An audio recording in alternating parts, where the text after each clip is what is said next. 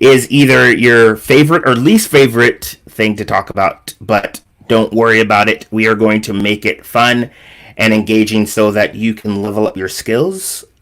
We're going to be getting started in just a moment.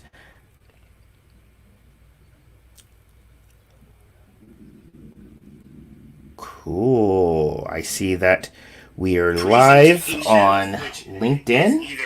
So if you can post in the chat as you're seeing this or hearing this, where you are from, that would be awesome. If you can hit those little hearts or clappy hands, just so people know that we are live, that would be super helpful. And we are going to get started now. Hey, everybody. Gary Ware from Breakthrough Play, and I am joined with a very special guest, good friend of mine, Madeline Schwarz. Hi, Madeline. How are you doing? Hi, Gary. I'm excited to be here with you. Yeah, I love the fact that, you know, it's unfortunate what's going on in the world. Let's just be honest. Like for me, I think it's staying in place day 30,000. I don't know. Like I've lost complete. At least 30,000. Right. I don't know what day it is. I just know it's daytime where I'm at. But the good thing is we get a chance to connect virtually and share some really good wisdom. And today we're going to be talking about presentations. And so if you do not know Madeline, I'm just going to read a little bit of her bio for you. And in the description of this, we already got some people saying hi. April's on. She said hi. My really good friend Maureen Sweeney. Hi. Hello. Hi. They said hi. But if you don't know Madeline, Madeline is a communication coach. She's taught workshops and coached employees at brands such as Marriott Hotels, MasterCard, Elevate Network, Creative Mornings, the Manhattan chapter of Commerce. And this is really cool and endearing. I have to throw this in. When Madeline is not teaching or coaching workshops, you can find her playing Legos with her little one, wandering art museums, and community organizing around local school issues. So welcome, Madeline. Hello. Hi, Gary. Thank you. Yes. And so as far as this is just going to be a conversation. We have some really cool activities that we're going to share, and we invite you to take them, and use them as you're getting ready to give on presentations. Because I feel like with all this going on and all the virtual gatherings, we're all called to be presenters, and I've sat on quite a few boring presentations, and I feel like even though I'm in my home, it feels like it's worse. What, do you agree? Like if something's boring and you're in a virtual environment, Madeline, do you feel like it's worse? Oh, definitely. Because when you're at home and often with your children or your spouse or your housemates, there are so many more distractions and there are just more demands on our time when we're not in the office. So you really have to work harder to get people to pay attention on video. Yes. And so one of the things I'm really excited, and when Madeline said, hey, let's do a collab, I'm like, yes, because Madeline has a really cool process that will help you get your ideas out of your head onto paper and structured in a way that makes sense.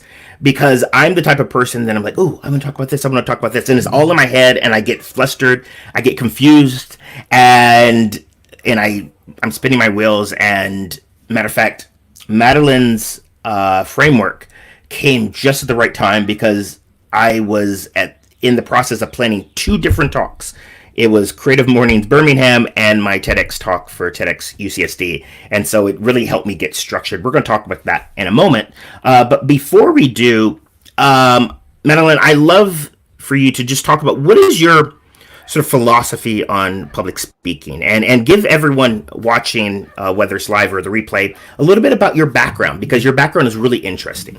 Sure. Yeah. So I come from a creative background. I spent over a decade working in the retail design and build space on retail activations, store displays, and experiential marketing events for multinational brands like Nike and Adidas and Coach and Luxottica. And during that time, I had the privilege of working with a lot of really, really talented, amazing, creative people, and just noticed that the skills that make them great at their creative parts of their job, make them amazing problem solvers, don't always go hand in hand with being able to talk about those ideas and sell them to other people.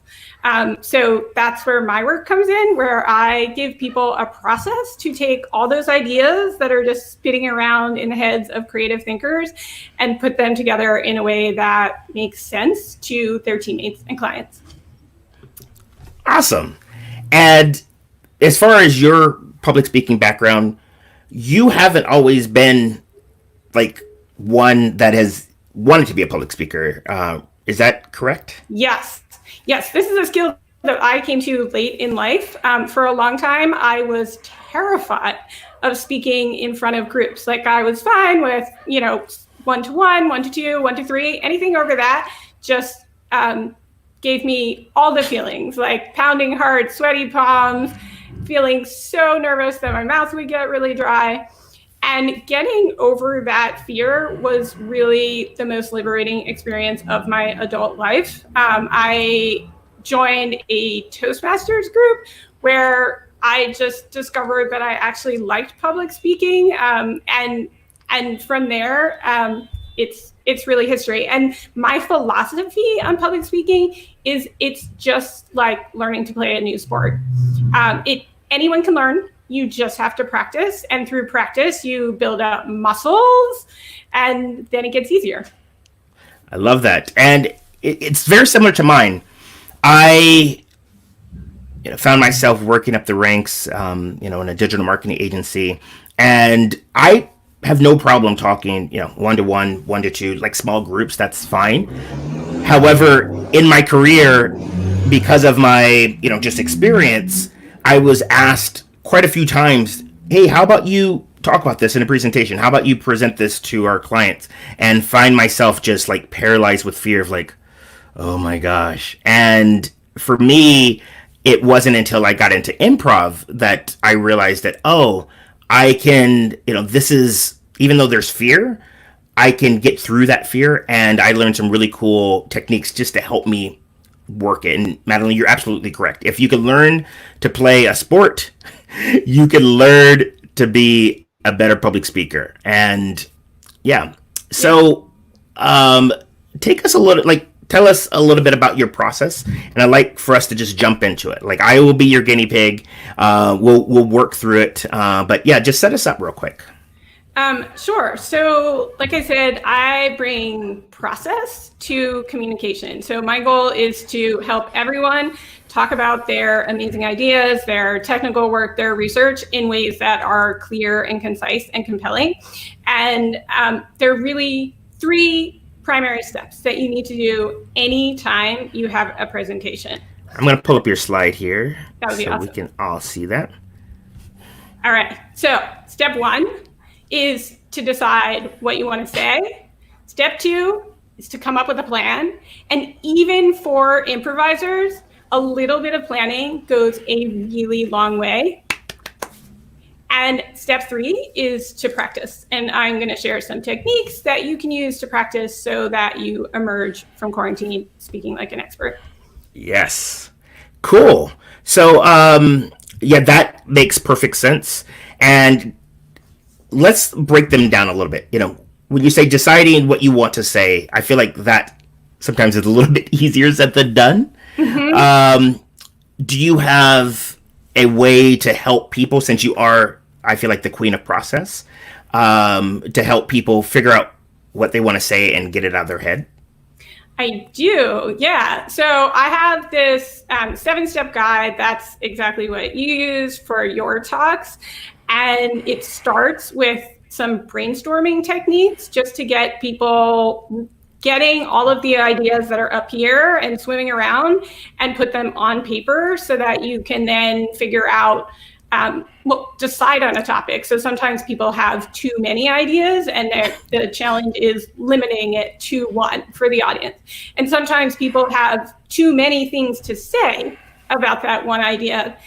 such as like a client of mine who had 45 slides for a 15-minute speaking presentation when he was on a panel, right? Oh my gosh. And yeah, exactly. And so what we started with is this template that I use, which is an easy way to write a one-sentence objective for your presentation. And once you're clear on that, once you can articulate in one sentence what you want to accomplish for the audience, it makes it so much easier to plan the rest of your talk. It makes it easier to decide whether you're going to tell story A or story B. And it can just save you so much time. Yes, and I'd like to add some color with that. Like I said in the beginning, I was using Madeline's framework when I was working on 2 talks.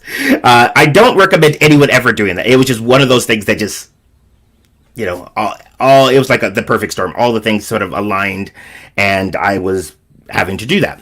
And I found myself completely overwhelmed. And first and foremost, I was single tracking. I was like, all right, let me just work on this talk first because this is the first talk. And what I was doing is for me personally, I started putting different,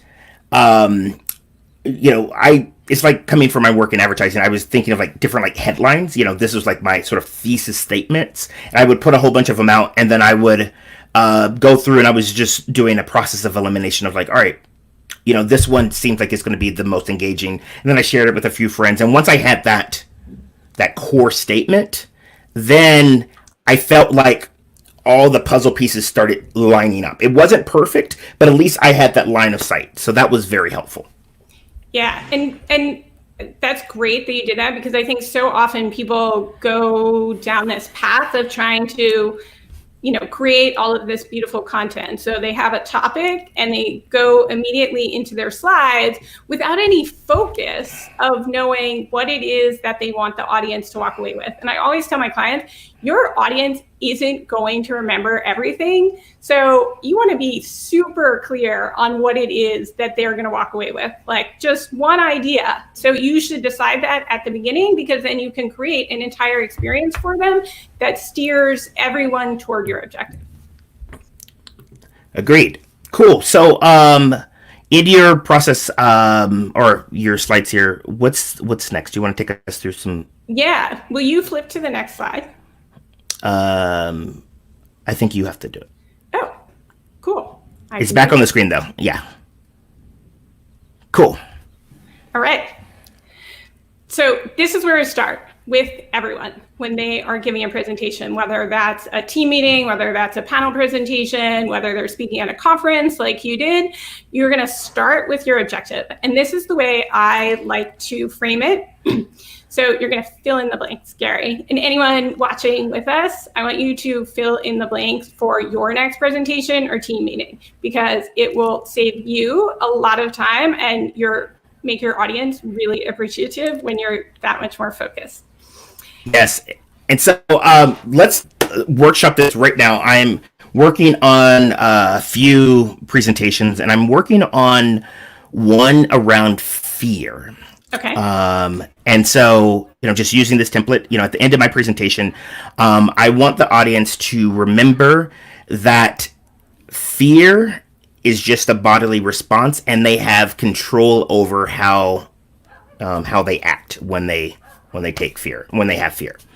And the action step I would like them to take at the end of the presentation is to follow the framework that I'm going to outline, so that the next time they are in a fear situation, they can play with it and work it out. So that I'm just sort of throwing this out. Uh-huh. If you're watching this, we're just spitballing. I hadn't seen this ahead of time, so we're just working through it. And as Madeline mentioned, if you are working on a talk, you know, work through this. And Madeline, Maureen wants to know if you can share this.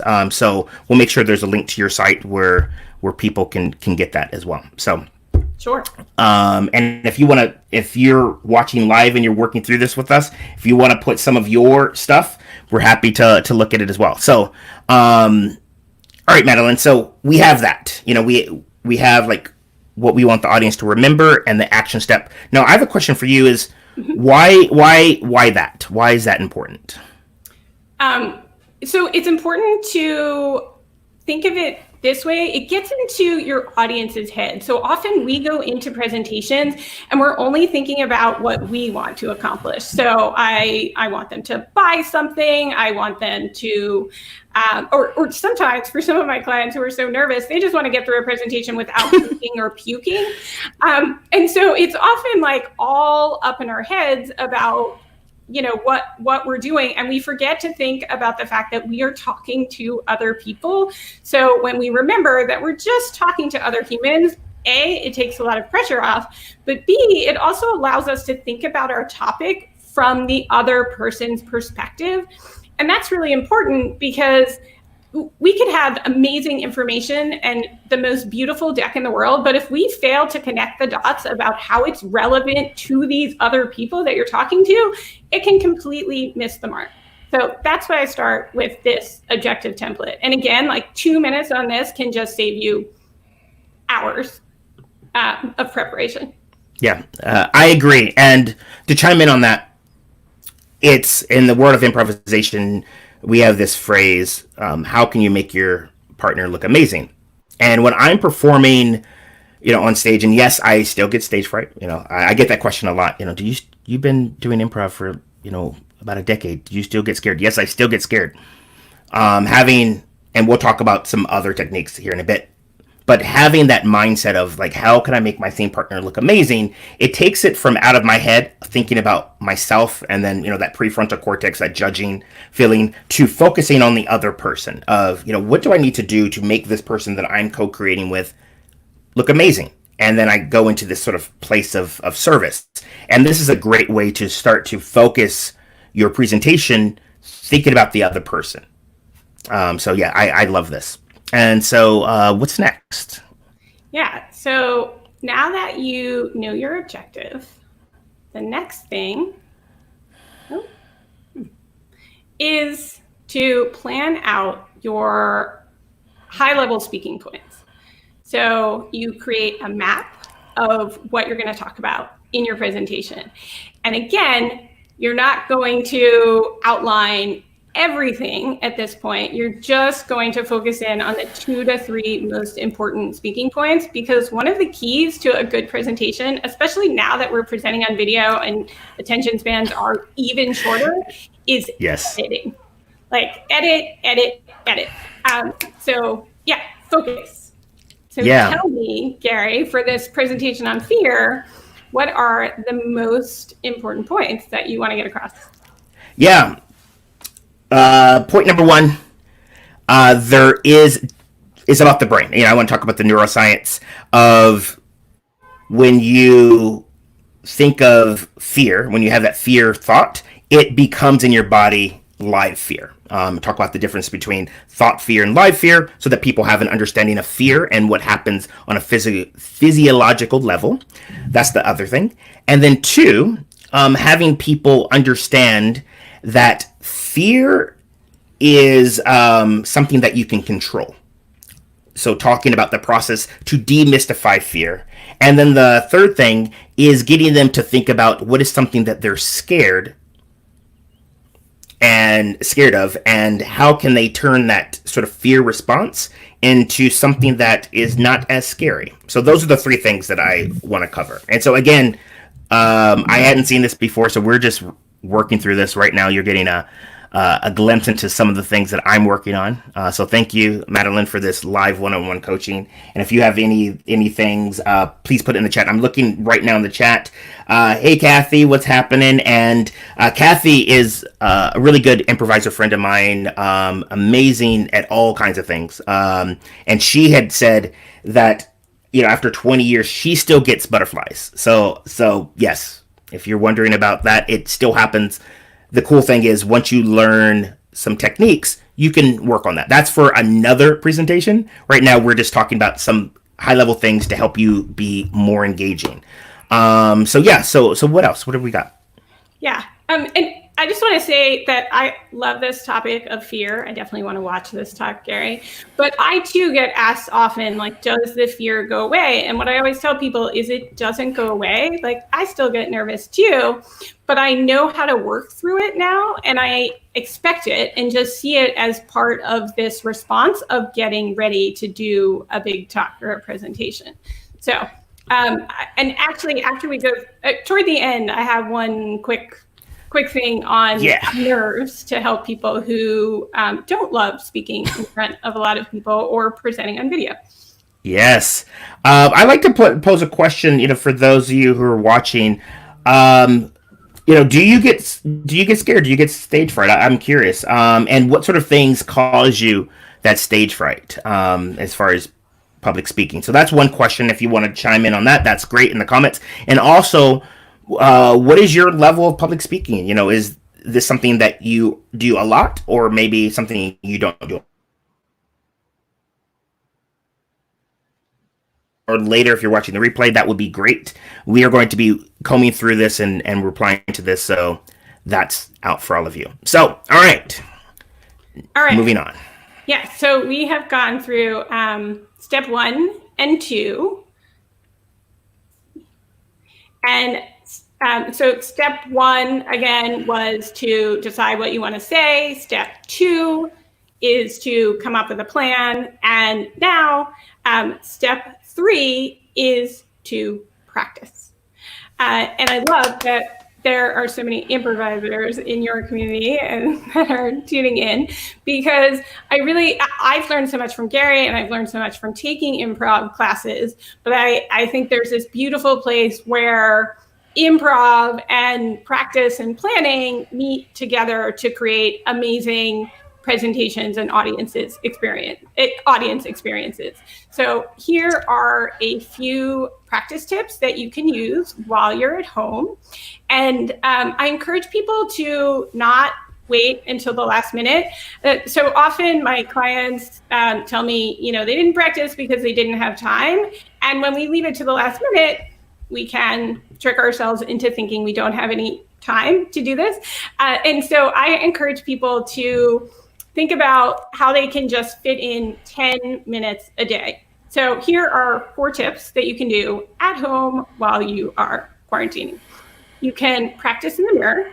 And this is a great tip for anyone who feels uncomfortable making eye contact, because if you're standing in front of the mirror talking and you're not looking at yourself, it's really weird. And it'll help you get used to looking up, so that it then gets easier to do that when you are in front of other people again. Practice for your children.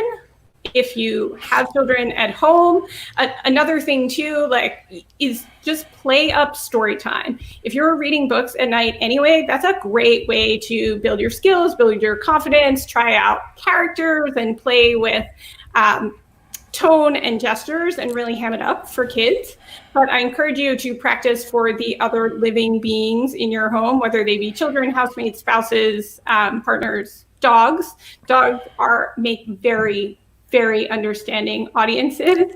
It's a great way to practice if you're anxious. And all of the things that you would do to keep your dog from nodding off to sleep, like moving to a new spot in the room, or talking faster, or talking slower or louder. Those are all things that also work on humans to keep them engaged. And number 3 is to practice for the pictures on the wall. I actually have a client from a workshop that I taught last week who did this because she didn't have anyone to practice with at home.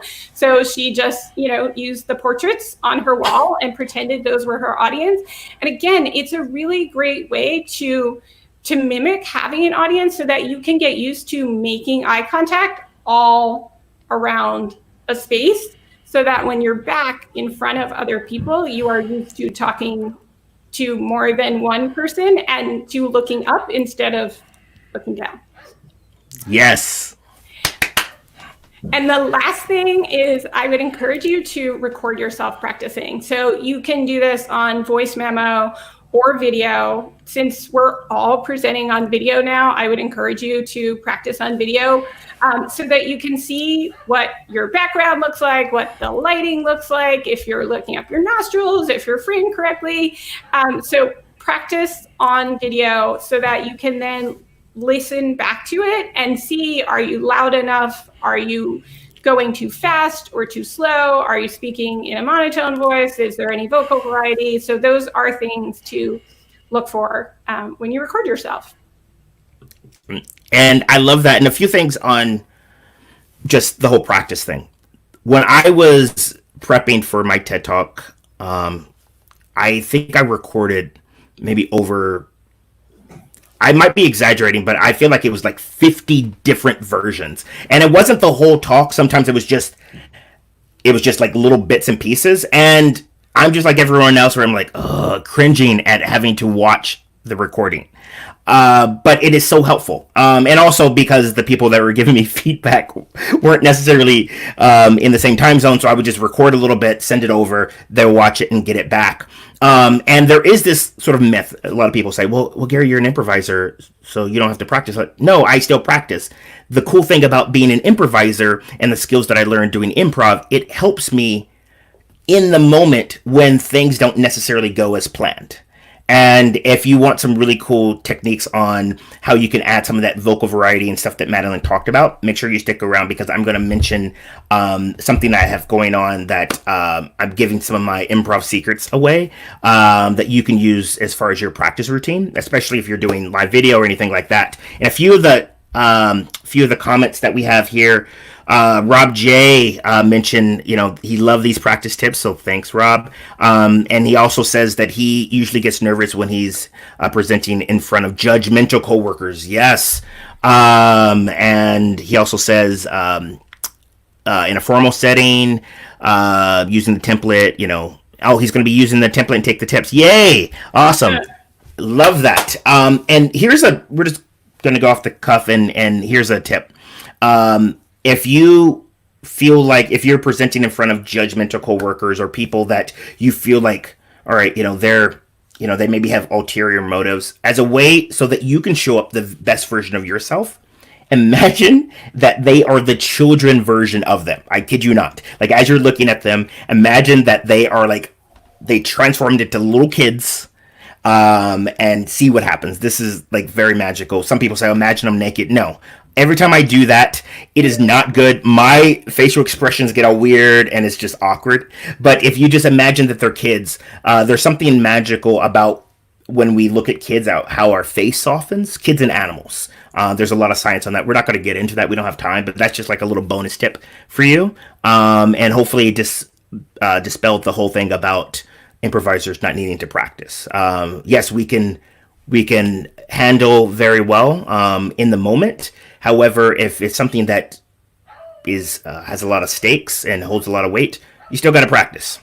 So, thank you so much for that, Madeline. This is such amazing stuff. Looks like everyone is enjoying that. I'm seeing some little clappy hands and stuff on LinkedIn. My pleasure. And so now we're going to transition into some of the stuff that I have that I've learned from the world of improvisation. And the first thing is an activity that I learned from the folks over at Speechless Live. We'll make sure to include links to all these folks. I did their training, which Speechless, if you haven't heard of Speechless Live, they're based out of the Bay Area, and they combined presentation skills with improv and storytelling, and their show, which is completely hilarious. I like to call it like presentation roulette, where the speakers, and this is every presenter's worst nightmare, the speakers are in that moment, they get a topic and they have to like riff on that topic, 5-minute presentation with slides they've never seen before. And doing that training is really great because it's almost like when you're training for a marathon, you do like these high intensity workouts so that when you do the marathon, you are more equipped, to deal with the different terrains. I feel like if you can do a speechless training, all of your material is going to be amazing. Because if you can get up on stage and for 5 minutes give a talk that you've never done before with slides you've never seen before and make it look good, your material, you should be able to do it like that. But there was an activity that I learned from them that I think is a great way to help you do a few things. One, talk about a topic that might be a little bit complicated and make it so that it's less complicated. And two, it works with your tone and it works with your the stuff that's going on inside of your head. And they call it Vinspiration, but it's basically taking one thing that you're passionate about and describing it, describing what you do through that lens. And so, Madeline, we talked about this before, right? Mm-hmm. I believe you've done that before. Yeah. And I love this exercise, and I'm so glad it's not the exercise of having to give a presentation on slides I've never seen. Yeah, exactly. And so, Madeline, do you want to, since you've done this before, do you want to talk about like how you have used it? Sure. Yeah. And I'm excited to also get a refresher because it's been some time since we've done that exercise. But I sometimes describe what I do in terms of cooking, which cooking and food is one of my real passions. And I often tell people that my job is a lot like cooking. And I give people a recipe to take everything in your head or all those random ingredients in the fridge and put them together in a way that makes sense and tastes good to other people. Yes. And you can do it on your own, but when you have a recipe or a framework to follow, it's so much easier. Agreed. And so what Madeline did right there, she put it all together. But we're going to just break it down real quick. So the first thing when you're going through this process is to talk about what is something that you're passionate about. And so as you can see, Madeline is very passionate about cooking. And you might have to rewind and look at it again. But when Madeline was talking about it, she was lighting up. She was like, and I was getting excited. So Madeline, tell us about your passion about cooking. Sure. So I grew up on a farm in West Virginia. So I grew up in this environment where we grew a lot of our own food. We made everything, and I do mean everything from scratch, including grinding our own flour. My dad ground flour. So cooking has just always been a big part of my life. I really value good food and making it at home, and I get excited about making things and sharing that with other people. And it's also, I think, following. I'm a big baker, and it's very process oriented. And another way to think about cooking is you can follow a recipe, but you can throw in your own spices. And so there is some room for variation. And I think that's important in the work that I do with people too. Like, I provide this general framework, but you get to choose your own spices. So if you don't like cilantro, maybe you throw in dill, and you get to be yourself and showcase your personality.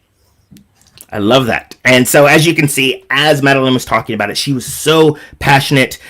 She was just, it just seemed like it was natural. Now, Madeline, without doing the framework, what do you do for a living? Like, what's your career? I teach people how to communicate more effectively. Cool. Awesome. And again, she said it and it sounded great. It was fine. Communicate more effectively. And it might perk your ears up. Like, all right, cool. At caveat, Madeline's been doing this for a bit, so she's a bit practiced at this. Normally, when we are doing this in a workshop setting, when the person talks about what they do, they get very serious. I help people communicate more effectively, and it's like, all right, interesting. And we feel like when we have to talk about what we do, we have to be very serious about it, and that is not engaging. Like, matter of fact, that just is going to put people to sleep. So that's the first thing. You talk about what you love to do, what you're passionate about, and then, all right, what do you do for a living? Now, you mix the two, and then you say what you do through the lens of what you love to do, and it's, I do blank, and it's like what I love to do because, and then you just go into it. And Madeline talked about that in the very beginning, and it seemed like, boom, it just rolled off the tongue, and it probably got a lot of people excited, and it made you easily understand what she does. And Madeline, I'd love to have you just do that one more time. Sure. So I'm a communication coach, and my job is a lot like cooking. I give people a recipe to take all of the ideas that are swimming around in their head and put them together in a way that makes sense and tastes good to other people. So you could search through the fridge all on your own and try to cook a meal, or you can have a framework to follow that makes it a whole lot easier and quicker to make it taste good and relatable to other people. She is the Julia Child of communication, folks. So there we have it. So that's a new tagline, Gary. Boom, boom, boom. Yes. I love that. See, we were on the spot. We were creating this stuff. I wish I had that like little DJ horn. That. But yeah, what'd you think of that? Like that was interesting. Like just hearing that, like it made me lean in. And so that is a really great technique if you are looking for a way to stand out, especially if you're at some of these networking events or doing things where there's other people that are in similar professions as you. If you want people to be like, ooh, tell me more, that is something. Try that, practice it. If you want to put some stuff in the comments, we will review that as well. And since we have a little bit of time, I'm going to throw out another thing that it's from the world of improvisation, but it's a great way to help you start to get to the point. As Madeline mentioned earlier through her process, you start to narrow some things down and you really get to like the gist of what you want to do. And this game is called Half-Life. And I'll explain it how it's done in improv, and then I'll tell you how you can use it to really beef up your presentation. So in the world of improv, when we play Half-Life, the actors, they get on stage and they get a suggestion, and then they do a base scene that is about a minute and a half. And then they say, all right, cool, we're going to see that exact same scene again in half the time. And then they are not speaking faster. They're doing the exact same, scene, but they're essentially cutting things out. They're getting to the point quicker. And then they say, all right, let's see that scene in 15 seconds. And then they do the exact same scene again in 15 seconds. And then, all right, let's see it in 7 seconds. And let's see it in 1 second. And so this, bringing it back to presentations, if you're workshopping a talk that you're doing, you're trying to get to the point. This is a really fun game that you can play because you can say, all right, let's take a bit, a section of my presentation. All right, do it. Now, all right, do it in half the time. Do it in half the time. And what it forces you to do is just get to the point. You start to cut out the filler words, etc. And so, Madeline, would you like to play? All right, cool. So, what is like maybe a line or like a piece of a talk that you're doing? Do you have something that you can just sort of spot out pretty quickly? Let's see. I'm going to be giving a presentation on team communication called The Magic of Empathy. Ooh, communicating in crisis. I haven't sat down to review it recently, so this will really be off the cuff. Cool. We're just playing around with it, so it's all good. So just go ahead. When you're ready, you can go ahead and do a thing. I'm going to sort of time it just to see how long that little bit is, and then we'll go from there. All right. Let's see. I'm thinking. So we're going to talk about listening today, and some. First, I'm going to ask you a question. So I want you to rate yourself from 1 to 10 on your listening skills. So 1 being my ears are my best feature, to 10 being I love the sound of my own voice. I want you to just rate yourself. Yeah. So what's yours, Gary? I would say I'm a 5. I'm somewhere in the middle. Okay. All right. I appreciate your honesty. Thank you. Cool. All right. Let's freeze you there. All right. That was 41 seconds. Okay. So let's see if you could do that exact same thing without speaking faster in 20 seconds. Okay. Today, you mark, get set, go. Today we are going to talk about your listening skills. And on a scale of 1 to 10, I want you to rate yourself.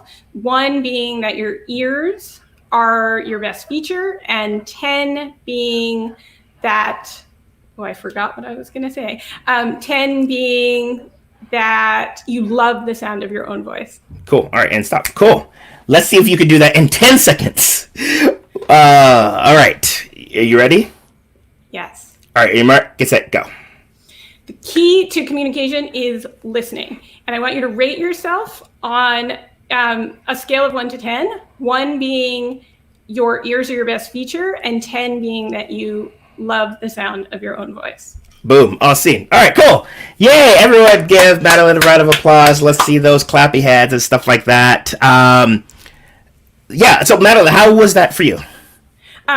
I definitely found myself when it was 10 seconds. I was like, I got to talk faster this time. Yeah. You that's a natural tendency to do that. And it's all good. But one of the things that I noticed, and another thing, I just really appreciate you, Madeline, for just playing along. This is something that she's workshopping right now, so it's not like she had something, sort of canned that she was working on specifically. So when I'm working with clients, it's a specific part of a talk. So way to go, Madeline, for just being a trooper and playing along. Baby. Right? Just stepping into it. But one of the things that I loved about this, it was getting succinct and to the point. And so this is something that you can do in your practice routine. This can be something, especially if you're maybe having something where you're like, man, this feels a little bit long-winded. All right, boom, time it. Do it half the time. And it's like when you're working out or you're training and they put those weights on your legs, it's going to feel extreme. But when you take the weights off, you're going to feel a little bit more just like yourself. And so we wouldn't expect Madeline to give the same talk in half the amount of time, but you'll find that practicing like this will help you start to trim out the words that don't make sense. And it's fun. It's a fun way. So I'm going to use this exercise, and I love that analogy of putting the weights on, because so many people tell me like they really don't want to record themselves when they're practicing, and that might feel a little bit like those weights on your legs too. But the valuable feedback that you will get from doing that, it's so worth that extra weight and temporary pain, because it's just going to save you a lot of heartache when you are giving the presentation for real. Woohoo! Yes. And so that is pretty much it that we have today. We're at the end. We want to be mindful of your time. But just, to recap, Madeline has an amazing process. She was just giving you just the sample. In the description, I have a link to her website, but also where you can sign up for her e-course, where you can start to put some of this to work. But I know it was Maureen, she was asking for the slides, so we'll figure out a way to get everyone the slides so that you can use this and practice this. Please sign up for Madeline's list, because her stuff is gold. But Madeline, I know you have something coming up. Love to give you the spotlight and have you just talk about that. Yes. So I am doing a workshop collaboration with my friend Danielle Hughes starting next Tuesday, and it is a 4-week course on brand positioning and presentation. It is a super small focus group for just 6 people, and there are 2 spots left, and we will, in 4 weeks, we're going to help you nail your positioning and get clear on how to talk about it out loud to other people or online, and we'd love for you to join us. And it's called Make Your Mark in 1 month. Ooh, I love that. Make your mark in 1 month. Sounds amazing. And for me, what I got going on, amongst seem like many things, is I am part of a live stream boot camp that's put on by Ecamm that is Leap into Live streaming.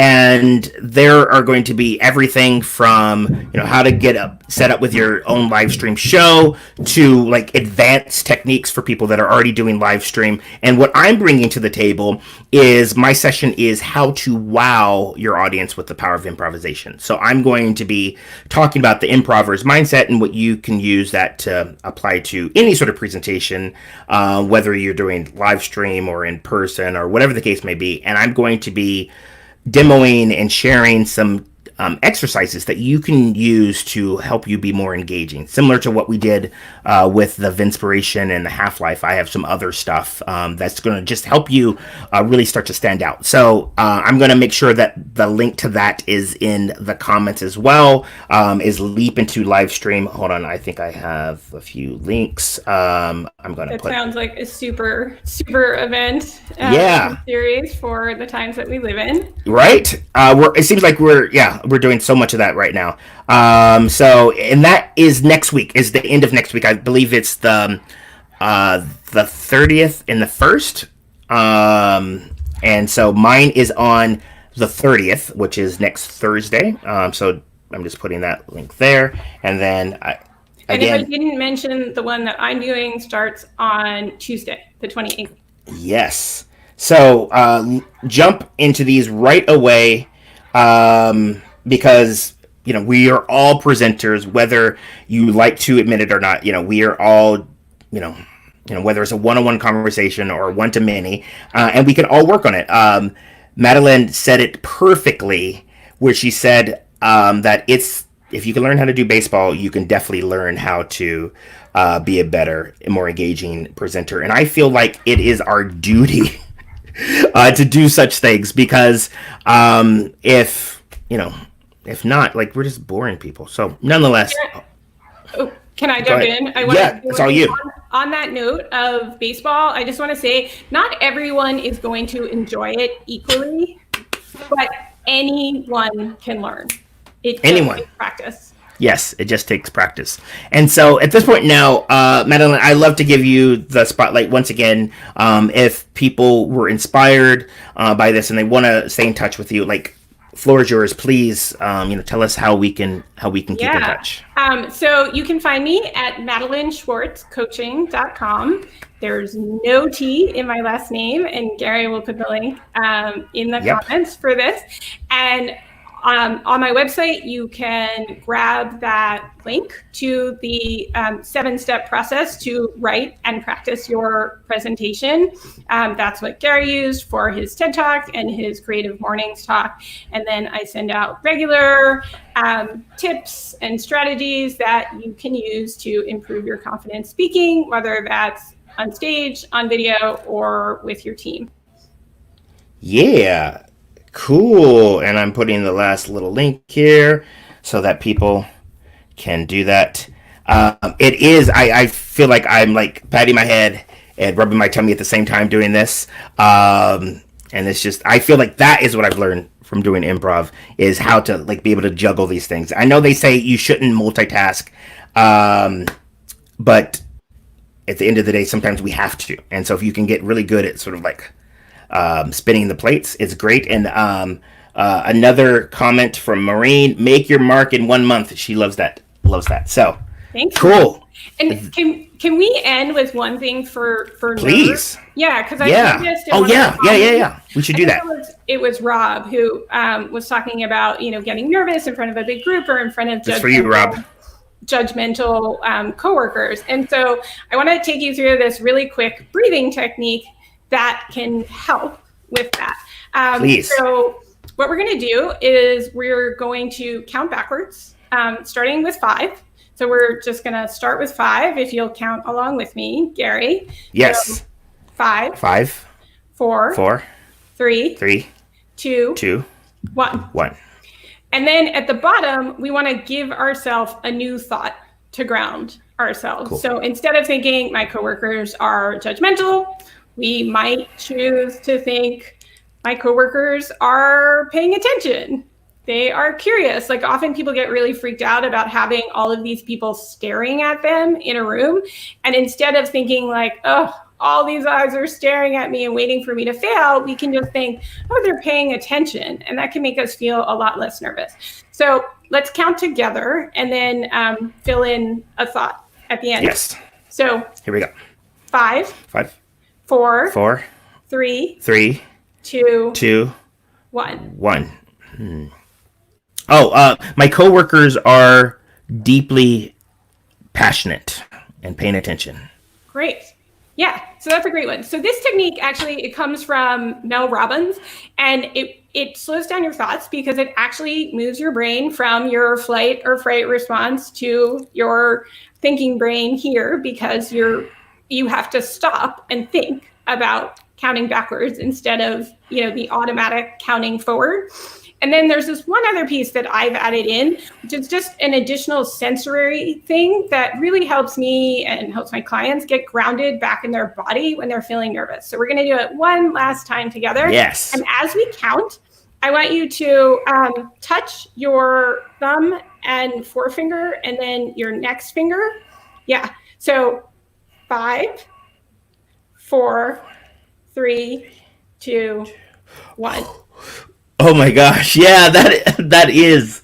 Yeah, and I just find it really adding in the sense of touch really gets me present back in my body and gets me to stop thinking about the thoughts that are in my head that might make me feel really nervous, and instead go back to my objective of this is what I want to share with the audience, and this is how it's going to be helpful to them.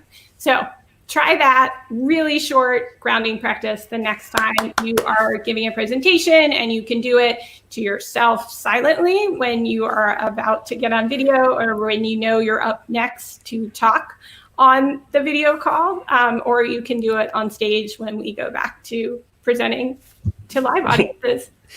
Yes. So lots of extra goodies for you. Thank you all so much for tuning in. This has been another live. If you love this stuff, you can go to my website, breakthroughplay.com. On the upcoming events, I have all kinds of other things that I have going on. Rob, thank you for the feedback on the presentation stuff. Totally down to do some stuff like that. Love that is something that people are interested in. And until next time. Bye, everyone. Thank you.